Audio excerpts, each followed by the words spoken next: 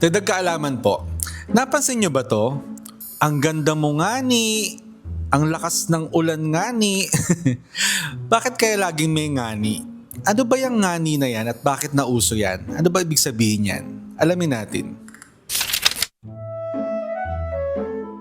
Gani. Ay, hindi ko rin alam yun, sir, kasi narinig ko lang din sa mga bata, yung mga estudyante. Lagi nilang sinasabi pagka hindi naintindihan, ngani. Pero hindi ko naintindihan yun, sir, eh.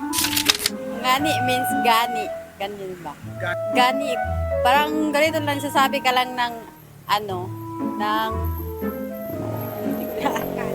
Actually, hindi ko alam eh. Naririnig ko lang siya sa mga bata.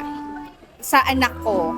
Tapos tinanong ko yung anak ko kung saan niya narinig yung salita na yun. Sabi niya sa cellphone.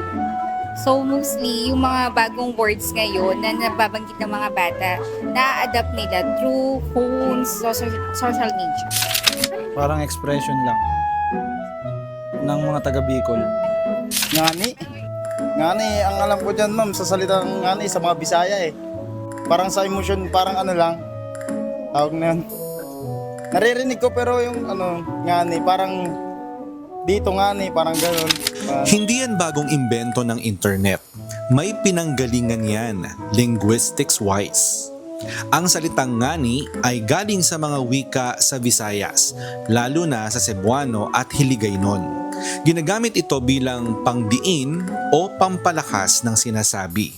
Parang sinasabi mong talaga, sa totoo lang, as in.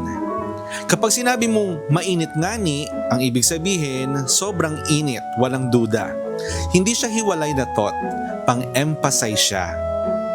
Dahil sa social media, maraming Bisaya creators ang naging viral. At kapag narinig nating paulit-ulit, nahahawa na tayo sa wika nila. Ganito talaga ang language. Buhay, gumagalaw at nagbabago. Kaya po ang ngani, hindi lang siya slang. Isang patunay na magkahalo-halo man ang wika sa Pilipinas, nagkakaintindihan pa rin tayo. Kaya kapag narinig nyo po yung ngani, tandaan nyo, meron niyang pinanggalingan, may diin at may kultura. Sana may natutuhan kayo at laging tatandaan mapalad po ang tao na nakakasumpong ng karunungan at ang tao na nagtatamo ng kaunawaan.